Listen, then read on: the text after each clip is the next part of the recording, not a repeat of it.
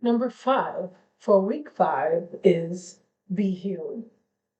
A lot of us are living our everyday lives with a whole lot of stuff that we have not healed from. And we know that because we act it out. Whether you know it or not, it comes out in your everyday life, in your conversation, in the way you treat people, in the way you look at people, in the way you think.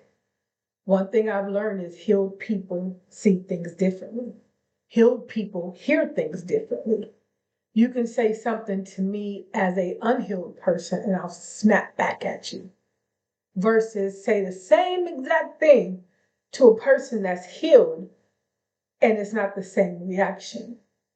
The reason is because we live and we operate out of the hurt and the trauma and the things that we have been through that has damaged us. We cannot, let me repeat, we cannot be our best selves traumatized, hurt, and unhealed. We go to church every day. We go to church every Sunday. We're at every conference. We're at every revival. But yet we continuously walk out unhealed. We have to get to the point where we can get to the altar and lay it down and do not pick it back up. We have to get to the point where we honestly and sincerely leave it in the hands of the Lord. And real talk, therapy wouldn't hurt. I advise therapy. I do. I know it is frowned upon at church. I know it's not the thing we're supposed to do. We're only supposed to tell Jesus, and I get that. But while you're praying, go find you a therapist. Real talk. Real talk. We go to doctors when we're sick. We go to the hospital when we need to stay somewhere and get care. We go to McDonald's when we're hungry. Go to therapy for mental issues because that's what it is. It's a doctor for your mental, right? God put them on earth just like he put everybody else on earth. Therapy helps. Therapy helps. Therapy helps. Get you some therapy because you cannot be the best version of yourself with all of that in you. There's no room.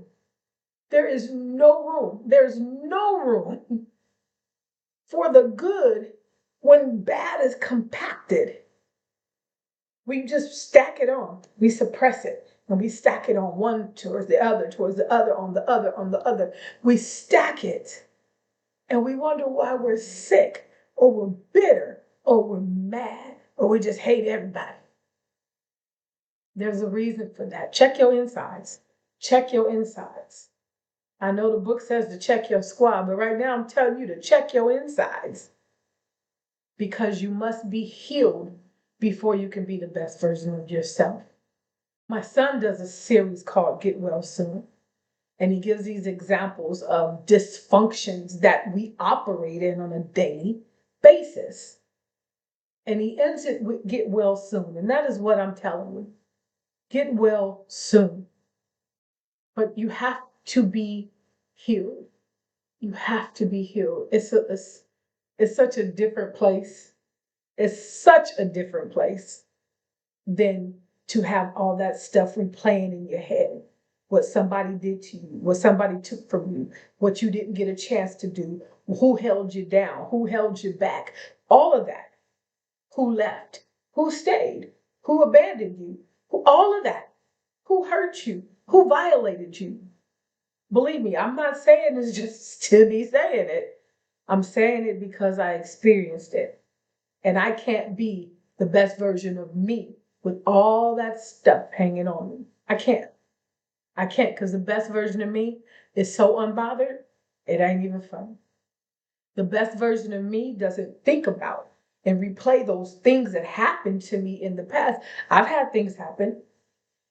I've had things that's been wronged, things I thought was taken or, not treated properly or violated.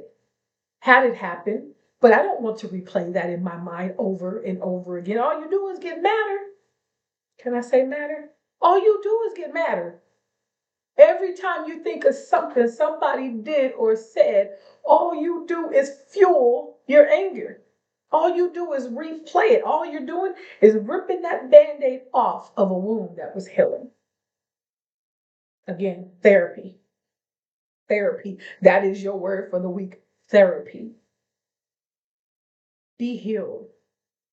Be healed. And hang around people that's been healed. We talked about changing our environment. Change your environment. The person who continuously talks about what was, what is, what should have been, what could have been, who did this, cut them off. You do not need that. You don't need it in your life. You don't need it in your journey to be healed. Check your squad and be healed. Make sure you stay connected at www.sisterscafeinc.com.